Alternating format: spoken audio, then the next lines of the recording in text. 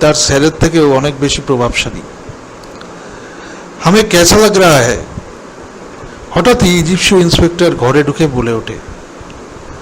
ভদ্রলোককে দেখে চেনাই যায় না, একদম আরব শেখদের মতো ছদ্মবেশ নিয়েছেন।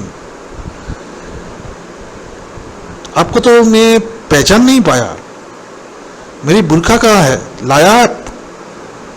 গায়ত্রী জিজ্ঞাসু দৃষ্টিতে ইজিপশীয় ইন্সপেক্টরের দিকে তাকালেন। ইয়ে লিজিয়ে ম্যাডাম বলে ইজিপশীয় ইন্সপেক্টর বোরখা এগিয়ে দিলেন। সাবধানের মান নেই বুঝলি? বুঝেছি, মুখ বুঝে সব সহ্য করছে রয়বাবু। আচ্ছা উইপন কি নেব? নিবি বই কি, তবে তোর ওই পুলিশের উইপন নয়, অন্য কারোর থেকে নিতে হবে।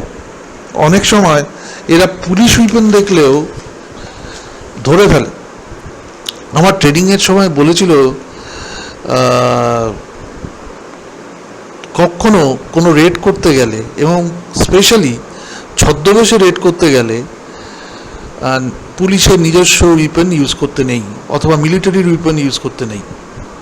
অনেক সময় যাদের উদ্দেশ্যে রেড করতে যাওয়া হচ্ছে তারা চিনে ফেলে, আর যদি ছদ্মবেশটা ধরে রাখতে হয় আর তারা যদি চিনে যায় তাহলে ছদ্মবেশের উদ্দেশ্যটাই তো পূরণ হবে না, বুঝলি? এই বলে গায়ত্রী ইন্সপেক্টরের দিকে তাকালেন। ইন্সপেক্টর জি, মানে ইজিপশীয় ইন্সপেক্টরের দিকে তাকালেন। इंस्पेक्टर जी वेपन दीजिए। ये लीजिए मैडम, अफगानी राइफल और चाइनीज पिस्तल।